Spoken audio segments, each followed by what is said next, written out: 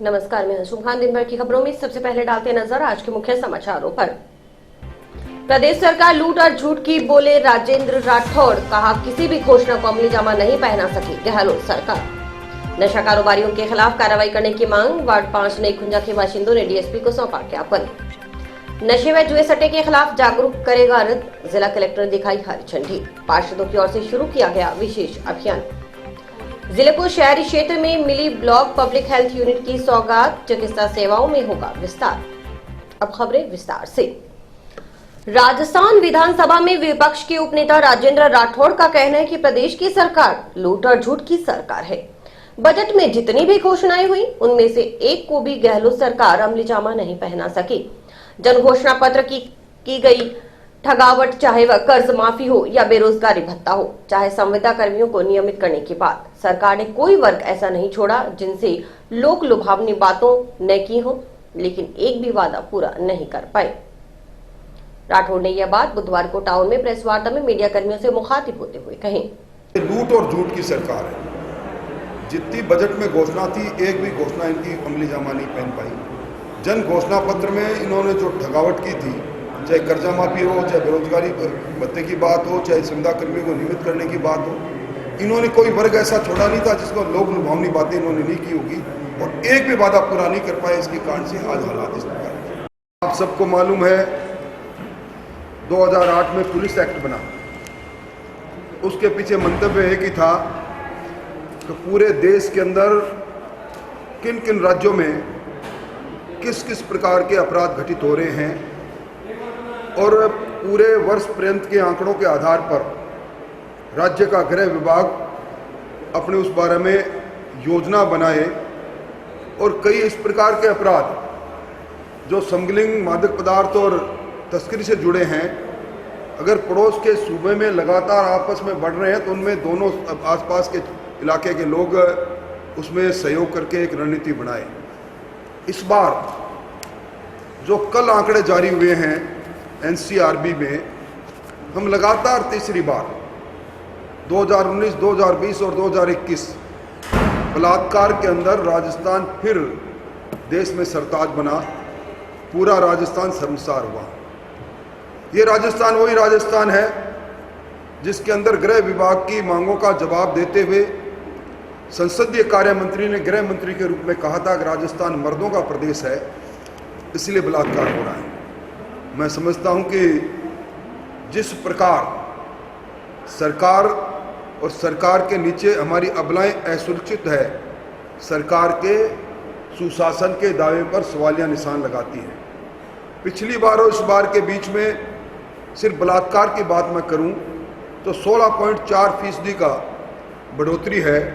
2020 में 5,310 मामले दर्ज हुए थे और 2021 में 6,337। यही नहीं, ये ताज़ा रिपोर्ट, जिस रिपोर्ट के ऑथेंटिक प्रतिलिपि मेरे पास है, उसमें अटेम्प्ट टू रेप, उसमें भी 988 मामलों के साथ हम देश की पहली पायदान पर है। और महिलाओं के विरुद्ध जितने कुल अपराध पूरे मुल्क में दर्ज हुए हैं, उसमें 40,738 अपराधों के साथ हम दूसरी पायदान पर है। नाबालिग बच्चों के साथ 1453 नाबालिग बच्चियां जिनके साथ बलात्कार हुआ, सरकार के माथे पर कलंक है। और इन सब के बीच में दुर्भाग्य इस बात का है कि संसदीय कार्य मंत्री मर्दों का प्रदेश बताते हैं, और डीजीपी एनसीआरबी की रिपोर्ट पर बयान देते हैं कि राजस्थान में 55% बलात्कार के मामले झूठे हैं और अन्य प्रदेशों में 85% सही है। यानी एक तरह से उन अपराधों को ढकने के लिए मुख्यमंत्री जी और डीजीपी इस प्रकार की बात कहकर अपराधों को नियंत्रण करने के अपनी किसी एक्शन से दूर होने का काम कर रहे हैं। और आज पूरे देश के अंदर 2021 में जितने मामले दर्ज हुए इंडियन पैनल कोड के अंतर्गत, उसमें राजस्थान का 6ठा नंबर है। साइबर क्राइम राजस्थान साक्षरता की दृष्टि से देश के अंदर 16वें स्थान पर है, पर साइबर क्राइम के में आज 10वें स्थान पर है। राजधानी जयपुर मेट्रोपॉलिटन सिटी के अंदर बलात्कार के अंदर दूसरे पायदान पर आए हैं 502 बलात्कार के साथ। ये सारी बातें मैं कोई मेरे पास से नहीं कह रहा, एक ऑथेंटिक डॉक्यूमेंट जो नेशनल क्राइम ब्यूरो रिपोर्ट का डॉक्यूमेंट है, जिसके आधार पर पूरे मुल्क के अंदर सारे मामले आते हैं, उसके बारे में कह रहा हूँ। और सबसे बड़ी बात यह है कि हमें जो पूरे राजस्थान के अंदर चोरियां हैं वो 35,334 हुई, और रिकवरी के अंदर हमें नीचे की पायदान से 5वें स्थान पर है, सिर्फ 29.7% रिकवरी हुई। 22 सांप्रदायिक दंगे हुए इस राजस्थान के अंदर, और उसमें हमें 5वें स्थान पर हैं। बच्चों के विरुद्ध अपराध के अंदर हम पहले स्थान पर हैं, फ्रॉड के अंदर हम पहले स्थान पर हैं, और अनलॉफुल असेंबली जो सरकार के विरुद्ध में लोगों ने धारा 144 तोड़ी, उसके अंदर भी हम पहले स्थान पर हैं। कार की चोरी में और स्कूटर की चोरी में हम चौथे स्थान पर हैं 22,176 के साथ, बरामदगी सिर्फ 14% है। ये सारे आंकड़े क्राइम ब्यूरो की रिपोर्ट मुख्यमंत्री जी को गृह मंत्री के रूप में नाकाबिल साबित कर रही है। अब तक मुख्यमंत्री जी का न जाने क्या मोह है, अंतर्विरोध से घिरी हुई सरकार अपने, जिन्होंने पूरे राजस्थान में एक मुख्यमंत्री की जगह पर 200 मुख्यमंत्री हर विधानसभा में बना रखे हैं, उन पर नियंत्रण करने के लिए मुख्यमंत्री जी का मोह इस गृह विभाग से छूट नहीं रहा। और पूर्णकालिक आज गृह विभाग के अंदर पूर्णकालिक कोई भी गृह मंत्री नहीं है। अभी आपने देखा होगा कि पूरे मामले के अंदर जो नशा है, ये हनुमानगढ़ और गंगानगर नशे का ट्रांजिट रूट बन गया। चिट्टा और इससे जुड़े हुए नशे के अंदर पुलिस और पुलिस विभाग की मिलीभगत के कारण जिस प्रकार की कार्रवाई हुई, मुझे आश्चर्य रहा जब मालारामपुरा के अंदर एक व्यक्ति को अफीम में पकड़ा जाता है, एसओजी उसको क्लीन चिट देती है। मैं मांग करूंगा कि जितने मामले आपने अफीम में दर्ज किए, मादक पदार्थ में दर्ज किए, वो सारे एसओजी के जाएं ताकि असली व्यक्ति सामने आए। अभी नशे के विरुद्ध अभियान चलाते हुए एक फिर अधिवक्ता विजय सिंह झोरड़, उन्होंने आत्महत्या की। आज हमारा सबसे प्रबुद्ध वर्ग अगर कोई है तो हमारा अधिवक्ता है, कानून का जानकार है। वो प्रताड़ित इतना रहा जब नशे के विरुद्ध उसने अभियान चलाया, उनकी निर्मम पिटाई की गई पुलिस हिरासत के अंदर, उन पर मुकदमे बनाए गए। उन्होंने जब 156(3) में इसका से करके मुकदमे बनाए तो उन्हें राजीनामा करने के लिए इस प्रकार प्रताड़ित किया गया कि आखिर मजबूर होकर मानसिक संतुलन खोके उन्होंने आत्महत्या की। अभी रिंगस के अंदर वकील हंसराज मावलिया का आत्मदाह, उसकी सुर्खियां ठंडी भी नहीं हुई थी। रिंगस के अंदर हंसराज मावलिया वकील, उन्होंने एसएचओ पर और एसडीएम पर आरोप लगाया कि आप हर मामले के अंदर भ्रष्टाचार करते हैं। उन्होंने जब देखा कि उनको चारों तरफ से प्रताड़ित किया जा रहा है तो उन्होंने आत्मदाह की। आपने देखा होगा संतों का 503 दिन तक आंदोलन चला, और उस आंदोलन के अंदर जो ब्रिज 84 है उसकी भूमि के अंदर खनन के काम को बंद करने के लिए उन्होंने आंदोलन किया। बाबा विजय दास ने आत्मदाह किया, और उस समय बात निकल कर आई 8 महीने पहले जिला कलेक्टर ने उस सारे क्षेत्र को उसके धार्मिक और पर्यटक महत्व को देखते हुए माइंस डिपार्टमेंट से सेट अपार्ट करने के लिए प्रस्ताव भेजे। प्रस्ताव रुके रहे क्योंकि वहां के मंत्रियों की उसमें खाने थी। उन्होंने कहा कि इंटरनेट बंदी में पूरे देश में राजस्थान दूसरे नंबर पर है। सरकार का पुलिस और खुफिया तंत्र विफल हो गया है। सिर्फ इंटरनेट बंद कर सरकार अपने कर्तव्यों को पूरा करना चाहती है। यह अच्छी प्रैक्टिस नहीं है। राठौड़ ने कहा कि पूर्ववर्ती भाजपा सरकार के समय में भी पंजाब हरियाणा के मुकाबले राजस्थान में पेट्रोल डीजल की दरों में मामूली अंतर था। इसका खामियाजा विधानसभा चुनावों में भाजपा ने भुगता और पार्टी क्षेत्र में कामयाबी नहीं पा सकी। कांग्रेस सरकार भी उसी रास्ते पर जा रही है। राठौड़ ने दावा किया कि पूरे बीकानेर संभाग में अगर कांग्रेस पार्टी 3 सीट भी जीत जाए तो वे राजनीति करना बंद कर देंगे। प्रेस वार्ता में भाजपा जिलाध्यक्ष बलवीर बिश्नोई भी मौजूद रहे। हमने जितना छोड़ा था उससे 8% इन्होंने डीजल पर बढ़ाया और 12% इन्होंने पेट्रोल पर बढ़ाया। इन्होंने उस समय जीएसटी में हम पेट्रोल डीजल को लेकर आएंगे ये दावा किया था अपने घोषणा पत्र में। उनको उस समय का वैट जब आखिरी में वसुंधरा जी की सरकार के समय में था उसको भी इनकी नज़रों में वो ज़्यादा था। आज जीएसटी काउंसिल की बैठकें दर बैठकें होगी, एक बार भी सरकार की हिम्मत नहीं पड़ी उस बात को उठाने। ये हाथी के दांत दिखाने के कुछ और करने के कुछ। अगर हमारे टाइम में भी पंजाब और हरियाणा के बीच में दरों में मामूली अंतर था तो उसका खामियाना हमने भुगता। इस पूरे बेल्ट के अंदर हम लोग कामयाबी नहीं पास किए, पर सरकार उसी रास्ते पर जा रही है। और मेरा एक दावा है, आप लिख लेना चाहे, इस पूरे बीकानेर संभाग में अगर कांग्रेस पार्टी 3 सीट भी जीत जाए तो मैं राजनीति करना बंद कर दूँगा। पूरे 22 सीटों में इस प्रकार की इनके बैड गवर्नेंस से इस प्रकार की हालत है। होगा एक्साइज ड्यूटी के अंदर 6 रुपया डीजल पर और 5 रुपया पेट्रोल पर भी कम हुआ है। जब क्रूड मार्केट की दरें इंटरनेशनल मार्केट में गिरी है, भारत सरकार ने कमी की है, पर उस कमी के अनुपात में राजस्थान सरकार भी करे। राजस्थान सरकार करें तो उनका हक होता है कि भारत सरकार से मांग करें। उनका हक नहीं है भारत सरकार से मांग करने का। कंपनसेशन जो इनको देना था, वो कंपनसेशन का साल पूरा हो रहा है। अब तो मुख्यमंत्री जी 2022 के बाद इसको एक्सटेंड करने की बात कर रहे हैं। कोरोना जैसी वैश्विक महामारी के बीच में जीएसटी का पैसा, इनका कंपनसेशन का जितना पैसा था वो उसके अंदर एक पखवाड़े का निश्चित तौर पर कम रहता है जो बाद में मिलता है, पर एक भी पैसा कम नहीं हुआ। Bharatiya Janata party cadre based party है। भारतीय जनता पार्टी में कोई आपस के अंदर दुराव नहीं, हम सब एक हैं। हम उस पार्टी की तरह नहीं है जो अपने उप मुख्यमंत्री को और पीसीसी के अध्यक्ष को नकारा, निकम्मा कहे, उन पर कटाक्ष करे, अपमानित करने के। ये इस प्रकार का नीतिगत मामला है जिस पर मेरे जैसे छोटे नेता को टिप्पणी करने का अधिकार बिल्कुल भी नहीं है। समय और समय के धार के साथ निश्चित तौर पर भारतीय जनता पार्टी ने नौजवानों को मौका देना प्रारंभ किया है, पर वरिष्ठ लोगों के अनुभव से भी वो पार्टी दूर नहीं है। इसलिए इसके बारे में अभी कहना अतिशयोक्ति है। आपने बड़ा अच्छा सवाल किया।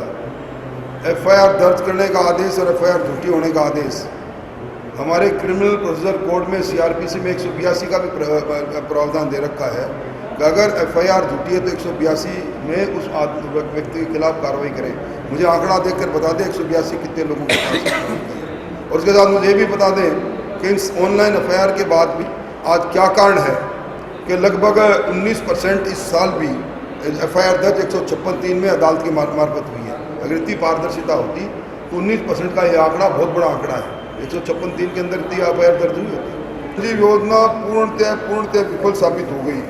अब चिरंजीवी योजना के नाम पर इन्होंने चिरंजीवी परिवार को 1,35,00,000 स्मार्ट टेलीफोन देने की बात कही। महिलाओं को 1 करोड़, इसको जरूर नोट करें, 35 लाख स्मार्टफोन देंगे। 12,000 करोड़ का इसमें बजट का प्रावधान किया। भामाशाह योजना जब हमने चालू की थी तो मुख्यमंत्री वसुंधरा जी की उस कार्ड पर फोटो लगने पर बवाल मचाया था। कांग्रेस पार्टी ने जगह जगह प्रदर्शन किए थे। विधानसभा में बड़ी तल्ख टिप्पणी मुख्यमंत्री जी पहला अपना अभिभाषण के उत्तर में दे रहे थे तब उन्होंने की थी। अब इसके अंदर जो एप्लीकेशन इंस्टॉल किए गए हैं उसमें 22 जगह पर मुख्यमंत्री जी की फोटो है। मैं सवाल करना चाहता हूं कि ये दोहरा मापदंड क्यों? आप चिरंजीवी योजना से आज निजी चिकित्सालय तो भाग रहे हैं, पर चिरंजीवी योजना के नाम पर, चिरंजीवी परिवार के नाम पर आप 1,35,00,000 स्मार्ट टेलीफोन बांटने की बात करके 12,000 करोड़ रुपये, इसमें बजट में कई प्रावधान नहीं। मैंने पूरा बजट पढ़ा। अब ये काट रहे हैं, मेडिकल हेल्थ का काट रहे हैं, हायर एजुकेशन का काट रहे हैं, सामाजिक न्याय अधिकारिता का काट रहे हैं। बजट के अंदर कटौती करके इस प्रकार की कार्रवाई करना दुर्भाग्य। राजस्थान न्यायिक सेवा में चयनित जंक्शन की हाउसिंग बोर्ड कॉलोनी निवासी प्रियंका सोनी का बुधवार को पगड़ी माला पहनाकर स्वागत अभिनंदन किया गया। भाजपा के वरिष्ठ नेता राजकुमार सोनी सहित परिवार के सदस्यों ने आरजीएस में 64वां रैंक हासिल करने वाली बेटी प्रियंका सोनी को आरजीएस में चयन होने पर बधाई दी। प्रथम प्रयास में ही यह सफलता हासिल करने वाली प्रियंका सोनी ने मीडिया कर्मियों से बातचीत करते हुए अपनी सफलता का श्रेय अपने पिता राधेश्याम सोनी को दिया। प्रियंका ने कहा कि वह अपने पिता की ओर से प्रेरित करने के कारण ही इस मुकाम को हासिल कर सकी है। प्रियंका सोनी ने कहा कि अनेकों लोगों ने उसे डिमोटिवेट किया, परंतु उसके पिता ही अकेले ऐसे शख्स थे जो दिन रात मोटिवेट कर आगे बढ़ने के लिए प्रोत्साहित करते थे। प्रियंका के अनुसार उनका मुख्य ध्येय पीड़ितों को न्याय दिलवाना है। मैं राजस्थान के हनुमानगढ़ जिले की निवासी हूँ और मैंने आज कल मेरा जो जुडिशरी का रिज़ल्ट आया है उसमें मैंने 64 रैंक हासिल की है। जिसका श्रेय मैं अपने माता पिता और अपने परिवारजन के अन्य सदस्यों और अपने मित्रों और सर्वप्रथम अपने ईश्वर को देना चाहूँगी, जिन्होंने इस पूरी यात्रा में मेरा सहयोग किया। ये जर्नी काफ़ी लंबी हो जाती है और इसमें पेशेंस बनाए रखना बहुत ज़रूरी होता है। जिन जिन मित्रों का सहयोग रहा, उनका तहे दिल से मैं आभार व्यक्त करती हूँ।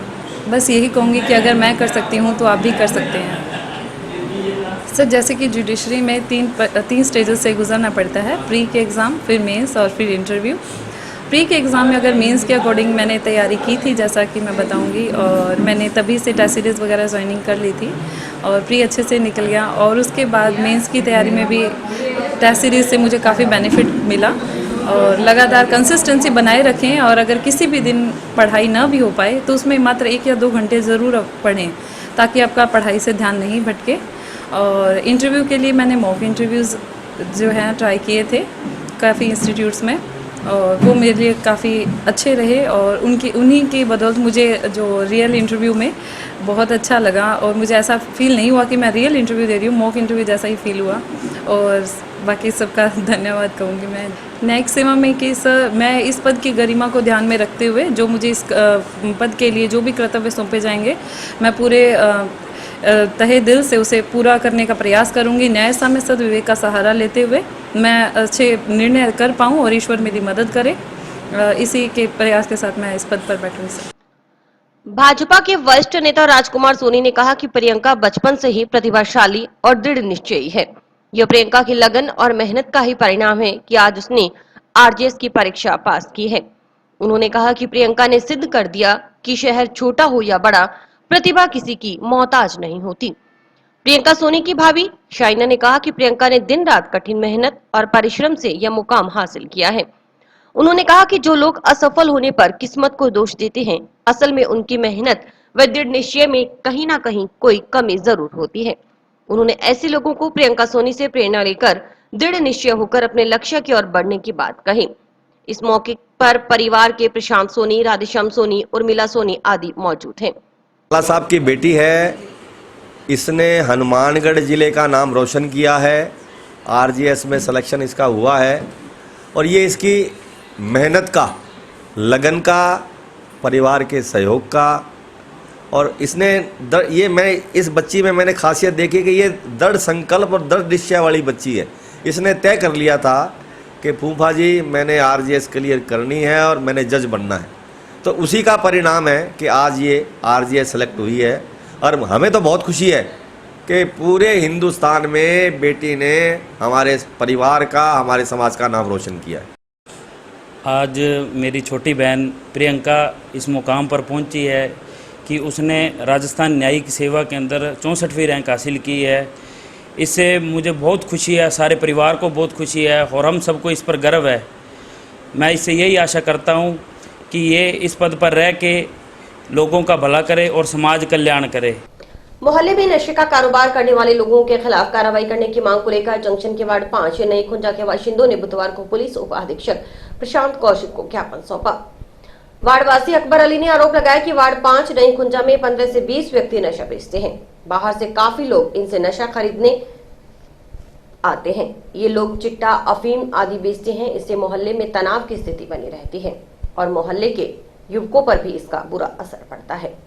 मुर्दाबाद मुर्दाबाद। बढ़ते हुए नशे पे रोक लगाओ, रोक लगाओ, रोक लगाओ। बढ़ते हुए नशे पे रोक लगाओ, रोक लगाओ, रोक लगाओ। बढ़ते हुए नशे पे रोक लगाओ, रोक लगाओ, रोक लगाओ। पुलिस प्रशासन होश में आओ, होश में आओ, होश में आओ। बताया गया कि जो लोग नशा बेचते हैं, इन पर पूर्व में भी मुकदमे दर्ज हैं, जो जमानत पर जेल से बाहर आए हुए हैं। अकबर अली ने बताया कि वह 20 अगस्त को अजमेर गया हुआ था। सुबह करीब 9-10 बजे नशा लेने के लिए कुछ व्यक्ति सफेद रंग की कार में आए और नशा लेकर गए। जाते समय उन्होंने उसके 2 बकरों पर कार चढ़ा दी। इससे एक बकरे की मौके पर ही मौत हो गई, जबकि एक बकरे की गंभीर चोटें लगी हुई हैं। इस संबंध में जंक्शन पुलिस थाना में 21 अगस्त को प्रार्थना पत्र प्रस्तुत किया गया, लेकिन कोई कार्रवाई नहीं हुई। अकबर अली ने बताया कि वही लोग 28 अगस्त को फिर कार में नशा लेने के लिए उनके मोहल्ले में आए। उसने व उसके परिवार के सदस्यों ने इन लोगों को रोकने का प्रयास किया तो कार सवार व्यक्तियों ने उसके भाई अरशद की पत्नी इस्मत बेगम में कार से टक्कर मारी। इससे इस्मत बेगम के चोट लगी। टक्कर मारकर कार सवार वहां से भाग गए। वार्ड वासियों ने आरोप लगाया कि उनके मोहल्ले में कुछ लोग धड़ल्ले से नशे का कारोबार कर रहे हैं। इस कारण मोहल्ले में नशेड़ी, आपराधिक व असामाजिक तत्वों का आना जाना लगा रहता है। नशा बेचने वाले व नशा खरीदने वालों पर विरोध करने वाले मोहल्ले के लोगों को जानमाल का खतरा बना हुआ है। ऐसी स्थिति में पुलिस कोई सख्त कानूनी कार्रवाई करे। मोहल्ले वासियों ने डीएसपी को नशा बेचने वालों के नाम भी लिख कर दिए। आज हम सारे लोग ये चिट्टा जो नशा पैर पसार चुका है पूरे शहर में, और सबसे ज़्यादा जो इसका केंद्र बना हुआ है वो नई खुंजा है, और वहाँ के जो आम लोग हैं वो इससे सबसे ज़्यादा त्रस्त हैं, क्योंकि प्रशासन की तरफ से पूरी खुली छूट दी हुई इनको, और पूरे यानी धड़ल्ले से दादागिरी से वो नशा बेच रहे हैं। उनको कोई पूछने वाला नहीं है, कोई रोकने टोकने वाला नहीं है। गांव में जो काम धंधे वाले लोग हैं वो सुबह अपने काम धंधे पे चल जाते हैं, पीछे से बच्चे हैं, लेडीज़ हैं, वो इतनी परेशान है कि हम अपनी जो दाश्त है वो बयान भी नहीं कर सकते। किसी तरह का कोई सहयोग नहीं है। जब एसपी साहब आए थे तो ऐसा लगा था भी इस बार अच्छी कार्रवाई होगी, और उन्होंने 1-2 कार्रवाइयाँ करी भी, उसके बाद वो भी ठंडे बस्ते में चली गई। 5-10 दिन 15 दिन 2 हफ्ते के लिए थोड़ा ये नशे से कुछ राहत मिली थी लोगों को। जो बाहर के लोग आ रहे हैं, नई नई गाड़ियाँ लेके आ रहे हैं, 12-12 13-13 साल के लड़के आ रहे हैं, उनको देख के हालात ऐसा भी लगते हैं भी ये जो नस्लें हैं सारी नस्लें ख़राब हो रही हैं। सर, आज हनुमानगढ़ जंक्शन वार्ड नंबर 5 नई खुंजा के वार्डवासी जो इकट्ठे हुए हैं नशे के खिलाफ। खुंजा के अंदर जो चिट्टे का नशा है वो भयंकर पैर पसार चुका है। खुंजा की बात ही नहीं, अपने पूरे हनुमानगढ़ ज़िले की बात करें तो जो चिट्टा नशा है वो बहुत आम हो चुका है। यहाँ का पुलिस प्रशासन उस पर कोई ध्यान नहीं दे रहा है। खुंजा के अंदर इससे बहुत हालात ख़राब हो रहे हैं, चिट्टा बहुत ज़्यादा बिक रहा है। आजकल के नौजवान बच्चे जो इस नशे से पीड़ित हैं, पूरा दिन मजदूरी करके शाम को इस नशे की लत में उलझे हुए हैं और नशा पीते हैं। बहुत बुरे हालात हैं उनके घरों के भी। तो आज हम इसलिए आए हैं एसपी साहब के ज्ञापन देने के लिए, और उनको हमने कहा है कि अब इस पर रोक लगाओ। अगर आप इस पर सख्त से सख्त कार्रवाई नहीं करोगे तो हम संघर्ष को और तेज करेंगे और आपके खिलाफ लड़ाई लड़ेंगे। डीएसपी प्रशांत कौशिक ने वार्डवासियों को कहा कि पुलिस की ओर से पूर्व में भी खुंजा क्षेत्र में बड़ी कार्रवाई की गई थी। बताए गए नाम वाले लोगों की तस्दीक की जा रही है, इनके खिलाफ जल्द कार्रवाई की जाएगी। आज नई खुंजा के कुछ लोगों ने ज्ञापन दिया था। ये ज्ञापन प्राप्त हुआ है, उनकी कुछ नशे के संबंध में और दूसरे शिकायतें थी। कुछ लोगों के नाम भी प्राप्त हुआ है। इस संबंध में तस्दीक कराकर कार्रवाई की जाएगी। पहले भी नई खुंजा में एरिया डोमिनेशन करके अच्छी कार्रवाई की गई थी, और आदमी चिन्हित करके जो मुखबिरी प्राप्त करके उसके मुताबिक कार्रवाई की जाएगी। शहर में बढ़ रहे नशा जुआ सट्टा के कारोबार के खिलाफ वार्ड पार्षदों की ओर से विशेष अभियान शुरू किया गया है। इस अभियान के प्रचार प्रसार के लिए मंगलवार को कलेक्ट्रेट परिसर से कलेक्टर नथमल डिडेल व पार्षदों ने जागरूकता रथ को हरी झंडी दिखाकर रवाना किया। इस दौरान नगर परिषद निर्माण समिति अध्यक्ष व पार्षद सुमित रणवा, पार्षद प्रतिनिधि निरंजन नायक सहित कई जनप्रतिनिधि मौजूद रहे। जिला कलेक्टर नथमल डिडेल ने वार्ड पार्षदों की ओर से नशे के खिलाफ चलाए गए इस अभियान की सराहना करते हुए कहा कि आमजन और प्रशासन के बीच की कड़ी वही पार्षद होते हैं। अगर पार्षद इस गंभीर समस्या के प्रति जागरूक हो चुके हैं तो शहर में बदलाव आना संभव है। नगर परिषद निर्माण समिति अध्यक्ष सुमित रणवा ने बताया कि यह जागरूकता रथ शहर के प्रत्येक वार्ड में जाकर आमजन को नशा जुआ सट्टा का कारोबार करने वालों के खिलाफ शिकायत करने और नशा न करने के लिए जागरूक करेगा। पार्षद प्रतिनिधि निरंजन नायक ने कहा कि जिले भर में युवा पीढ़ी नशे की गर्त में धंसती जा रही है। उन्होंने कहा कि नशे पर अंकुश के लिए युवाओं को जागरूक करना जरूरी है। साथ ही नशे की बिक्री करने वालों पर लगाम लगे तो इस समस्या से निपटा जा सकता है। हनुमानगढ़ जिले में नगर परिषद के लगभग 30 से भी अधिक वार्ड पार्षद आकर के एक जन जागृति रथ का रवानगी की गई है। मैं समझता हूँ कि ये प्रत्येक वार्ड से चुने हुए जनप्रतिनिधियों की बहुत ही अच्छी पहल है, जो हनुमानगढ़ नगर परिषद क्षेत्र में सबसे पहले वार्ड वाइज लोगों को जागरूक करेंगे कि नशा कितना खतरनाक है, नशे से दूर क्यों रहना चाहिए और नशे के क्या क्या दुष्प्रभाव हो सकते हैं। मैं समझता हूँ कि पुलिस प्रशासन के साथ साथ में जब जनप्रतिनिधि और आम आदमी आगे आएगा तभी हम लोग इस नशे की फैलती हुई बीमारी को रोक पाएंगे। और हनुमानगढ़ जिले में जो नशे के दुष्परिणाम देखने को मिल रहे हैं, इससे चोरी, डकैती, लूटपाट इस प्रकार की घटनाएं भी बढ़ रही है। हम लगातार प्रयास कर रहे हैं, लेकिन जब आम आदमी इस अभियान में जुड़ेगा तभी जाके हम नियंत्रण कर पाएंगे। अब हमारा ये जन जागृति अभियान माननीय कलेक्टर महोदय ने हरी झंडी देकर हमें रवाना किया है, और हम पहले तो हमारे हनुमानगढ़ शहर के सभी 60 वार्डों में जाएंगे। 60 वार्डों में जाकर के लोगों को ये चेताएंगे भी ये जो चिट्टा और सट्टा है, ये जो घरों के घर बर्बाद कर देता है, और चोरी जैसी वारदातों को भी अंजाम देने को पड़ जाती है। लोगों के घरों से सामान उठा के ले जाते हैं। ये जो सामाजिक बुराई है सट्टा और चिट्टा, हम इसको मूल रूप से ही बंद करवा के रहेंगे। जिले वासियों के लिए खुशी की बात है कि दूरदर्शन रिले केंद्र के पास ही शहरी क्षेत्र में ब्लॉक पब्लिक हेल्थ यूनिट बनाई जाएगी। इसके अंतर्गत सेंट्रल जांच लैब व बीसीएमओ कार्यालय के लिए भवन बनाया जाएगा। बीपीएचयू बनने के बाद आमजन को 97 तरह की विशेष जांच सुविधाएं मिल पाएंगी। इसके अलावा नई बीमारियों के बारे में भी समय पर जानकारी मिल सकेगी। मुख्य चिकित्सा एवं स्वास्थ्य अधिकारी डॉक्टर नवनीत शर्मा विधायक चौधरी विनोद कुमार से मिले और बीपीएचयू की जानकारी दी। डॉक्टर शर्मा ने चौधरी विनोद कुमार को कैनाल कॉलोनी सीएचसी के नए भवन के लिए स्वीकृति मिलने पर उन्हें गुलदस्ता भेंट कर बधाई दी। गौरतलब रहे कि कैनाल कॉलोनी डिस्पेंसरी को 2007 में सीएचसी क्रमोन्नत की गई थी, जिसके भवन निर्माण के लिए अब 15 वर्ष बाद निदेशालय से स्वीकृति मिली है। माननीय मुख्यमंत्री जी ने बहुत बहुत धन्यवाद है हनुमानगढ़ की जनता की तरफ हूँ। हमारे 30 बेड का हॉस्पिटल नई बिल्डिंग बनाने की स्वीकृति दी और इनमें हेल्थ मिनिस्टर साहब को बहुत सहयोग है। 30 बेड का नई हॉस्पिटल की बिल्डिंग बनना अपने आप में बहुत बड़ी बात है। इससे लगभग 2 लाख आदमियों को इसका फायदा मिलेगा और इसके साथ साथ जो ये जांच की यूनिट है जो वो भी बनने जा रही है, जिसपे 70 लाख रुपए के लगभग खर्चा आने की संभावना है। बीसीएमओ का ऑफिस भी इसमें मिलेगा, सभी तरह की जांचें यहाँ होगी। मैं समझता हूँ अपने आप में शहर के लिए बड़ी फायदे वाली चीज़ है। और मेडिकल कॉलेज, उसके साथ में 315 बेड का हॉस्पिटल और फिर ये जो 30 बेड का हॉस्पिटल और शहर के लिए मिल जाना अपने आप में बहुत बड़ी बात है। मुख्यमंत्री जी ने इस सरकार के इन 3-3.5 साल में जो स्वास्थ्य के लिए काम किया है वो मेरे ख्याल में 70 साल में काम किया, ये क्या ऐतिहासिक है। इसी तरह से जो इनकी योजनाएं हैं, चिरंजीवी स्वास्थ्य योजना है मुख्यमंत्री जी की, ये बहुत ही कारगर है। लोगों को इसका बड़ा फायदा मिला है। आज अगर कोई आदमी बीमार हो जाता है तो मेरे ख्याल में बड़े से बड़ा आदमी भी सक्षम नहीं है कि इलाज करा सके। तो मुख्यमंत्री जी ने ये दावा किया था कि हम किसी को पैसे के अभाव में नहीं मरने देंगे। तो मैं समझता हूँ आज हॉस्पिटल के अंदर फ्री दवाइयाँ मिल रही है और जो 10 रुपए की टिकट कटती थी वो पर्ची भी बंद कर दी है। अब जो आदमी हॉस्पिटल में चला गया वो खुद कुछ न कुछ लेके आएगा, चाहे वो गोली लाई, चाहे कैप्सूल लाई, चाहे जांच करवाए। तो ये मुख्यमंत्री जी को मैं पुनः हार्दिक बधाई और धन्यवाद देना चाहता हूँ कि उन्होंने इसमें जो कदम बढ़ाया और जो लोगों को फायदा दिया। ये ऑक्सीजन गैस के लिए, एक सिलेंडर के लिए मारे घूमते थे, आज जगह जगह इसकी यूनिट लगा दी है और फिलिंग का जो प्लांट है वो सबसे पहले हमारे हनुमानगढ़ में लगा। आज अलवर से डायरेक्ट यहाँ आ रही है, 200 रुपए से कम कीमत में गैस सिलेंडर अवेलेबल हो रहा है। इसके लिए मैं हमको पुनः मुख्यमंत्री जी को बहुत धन्यवाद। और भी वक्त है एक ब्रेक का।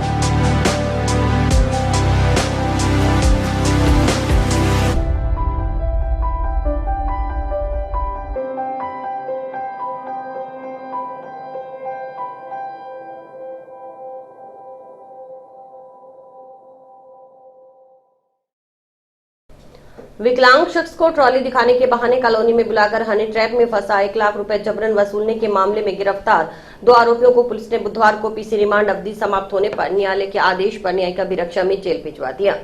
इन दोनों आरोपियों को सोमवार को गिरफ्तार किया गया था। इनके खिलाफ पूर्व में भी एनडीपीएस एक्ट और आबकारी अधिनियम के तहत मुकदमे दर्ज है। इससे पहले पुलिस इस मामले में एक आरोपी को पूर्व में गिरफ्तार कर न्यायिक अभिरक्षा में जेल भिजवा चुकी है।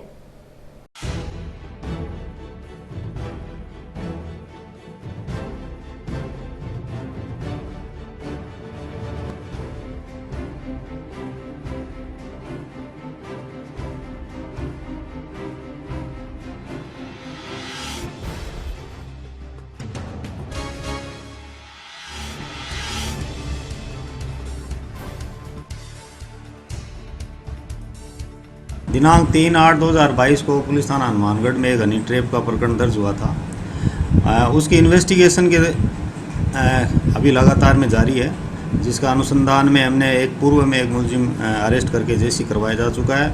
2 मुलजिम हमने परसों अरेस्ट किए थे, इनमें गुरविंदर सिंह उर्फ बिंदर सिंह और बलदेव सिंह उर्फ देबू उर्फ देवीलाल को।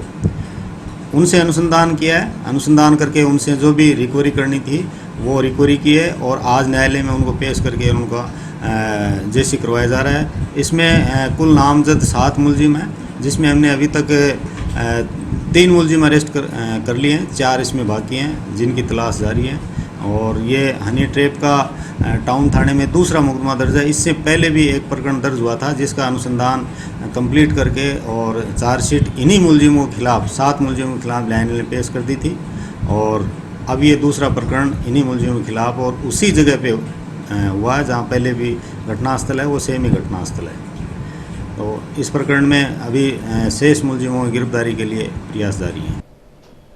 सड़क खुलवाने की मांग को लेकर गांव जोरावरपुरा के ग्रामीणों ने बुधवार को कलेक्टर नथमल डिडेल को ज्ञापन सौंपा। सड़क न खुलने पर ग्रामीणों ने आंदोलन करने की चेतावनी भी दी है।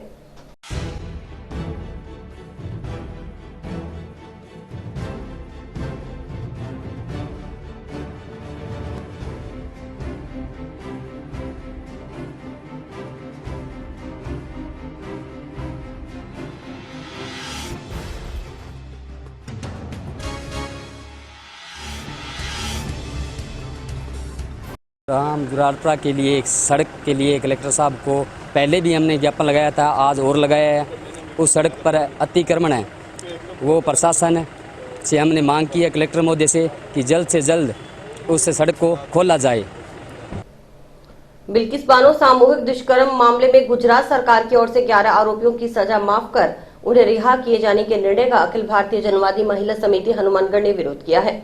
इन सभी 11 आरोपियों को दोबारा जेल में भेजने की मांग को लेकर समिति सदस्यों ने बुधवार को राष्ट्रपति के नाम कलेक्टर को ज्ञापन सौंपा। न्याय दो, न्याय दो, न्याय दो, बिल्किस बानो को न्याय दो, न्याय दो, न्याय दो, बिल्किस बानो के अपराधियों की रिहाई हमें मंजूर नहीं, मंजूर नहीं, मंजूर नहीं, बिल्किस बानो के अपराधियों की रिहाई हमें मंजूर नहीं, मंजूर नहीं, मंजूर नहीं, बिल्किस बानो के अपराधियों को दोबारा जेल भेजो, जेल भेजो, जेल भेजो, बिल्किस बानो के अपराधियों को दोबारा जेल भेजो, जेल भेजो, जेल भेजो, नारी सम्मान का ढोंग बंद करो, बंद करो, बंद करो, नारी सम्मान का ढोंग बंद करो, बंद करो, बंद करो। आज जनवादी महिला समिति हनुमानगढ़ जिले के अंदर जो कि 21 बानो है बिंग समर्थन में आज ज्ञापन दिए है कलेक्टर साहब ने कि 15 तारीख ने जगह अपराधियों छोड़े। एक तरफ तो सरकार सारा का भी झंडा लगाओ तिरंगा आजाद होया, पर एक तरफ सरकार जगह अपराधी 11 जना बिंग सगा बलात्कार करने वाला और बिंग बच्ची ने मारने वाला बा लगवा ने छोड़ दिया जगह छोड़ दिया बने स्वागत करी जो बेंगो। तो मैं भी विरोध करा भी इन तरह का स्वागत करे से तो औरतों ने सुरक्षा को नहीं। तो हमारे जनवादी महिला समिति क्यों ना बन दोबारा जेल में डाले जाए, बन उम्र कैद की सजा है तो उम्र कैद अंदर रहना चाहिए। वो जो गुजरात में दंगे हुए थे उस टाइम बिल्किस बानो मुस्लिम महिला थी। हमारा मतलब जातिवाद ही नहीं है, कोई भी महिला हो उनके साथ ऐसी घटना होएगी तो हमारी जनवादी महिला समिति सड़कों पर रहती है, हमेशा हम आवाज़ उठाते रहते हैं।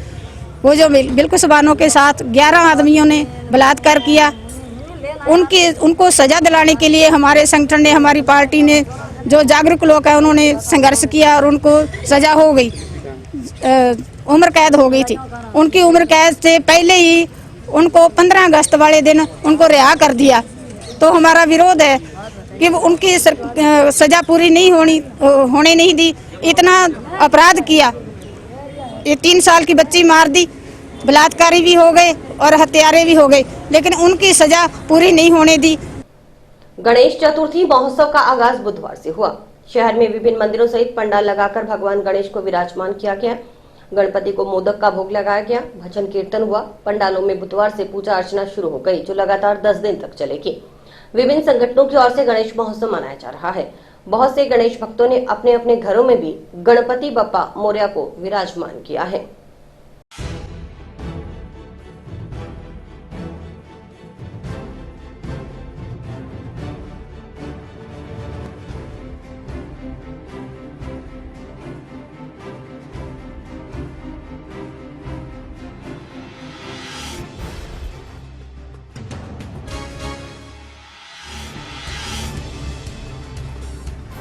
स्वर्णकार समाज समिति मराठा मंडल एवं जन सहयोग द्वारा 13वां गणेश महोत्सव बड़ी धूमधाम से मनाया जा रहा है अब हनुमान मंदिर रेलवे स्टेशन रोड पे। और आज गणेश जी की मूर्ति स्थापित की गई है और 9 तारीख को गणेश जी का सुबह भंडारा लगेगा 9:15 बजे और शाम को 12:15 बजे अपने विसर्जन के लिए शोभा यात्रा निकाली जाएगी और सुंदर सुंदर झांकियों के साथ शोभा यात्रा निकाली जाएगी और सुबह शाम गणेश जी की आरती और पूजा होगी। जंक्शन में अबोहर मार्ग स्थित श्री गोविंद धाम गौशाला में श्री नव पारायण पाठ और 702 श्री रामायण पाठ तथा गीता पाठ का आयोजन चल रहा है।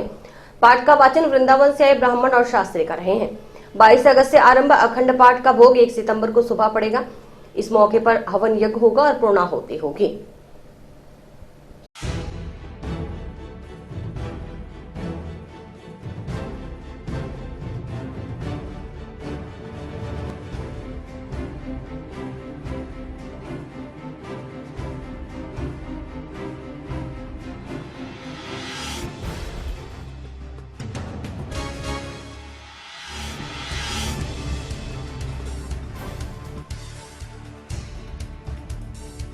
हमारे यहाँ गौशाला में हर साल 13 साल से जो प्रोग्राम रामायण का चल रहा था वो कंटिन्यू चल रहा है।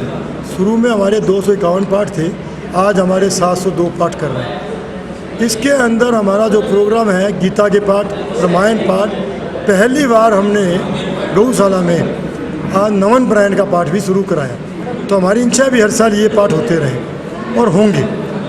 इसके अंदर हमारा जो प्रोग्राम है 1 तारीख को सवेरे 6:15 बजे 6:15 बजे का हमारा प्रोग्राम है कि हवन पे हम बैठेंगे। हवन के लिए एक विशेष तौर की बात है कि अपने धोती पहन के बैठें, क्यों ये शास्त्र का नियम है। तो हम सोचते हैं शास्त्र के विरुद्ध नहीं जाए। तो लिम्पिक बीमारी के लिए भी हमने ये एक यहाँ हवन वगैरह करने का है कि जिससे कोई बीमारी कटे, पहले भी करते रहे हैं, अभी भी हमारे यहाँ बचत है और हमारे गौशाला में खूब बचत भी रही है। उस दिन 6:15 बजे रामायण यज्ञ होने के बाद ब्राह्मण भोजन 9:15 बजे पूर्णाहुति और उसके बाद पूर्णाहुति के बाद जो है ब्राह्मण भोजन और 10:30 बजे के करीबन हमारे यहाँ प्रसाद का है। तो मेरा सबसे हाथ जोड़ के विनती है कि यहाँ प्रसाद ग्रहण करने के लिए आएँ और गौ माता की यहाँ आकर के भजन भी होंगे, उसके भी आप देखेंगे। और आपसे निवेदन हाथ जोड़ के सभी लोग यहाँ पधारें। और इसी के साथ समाचार समाप्त हुए। रोजाना देखते रहिए समाचार। नमस्कार।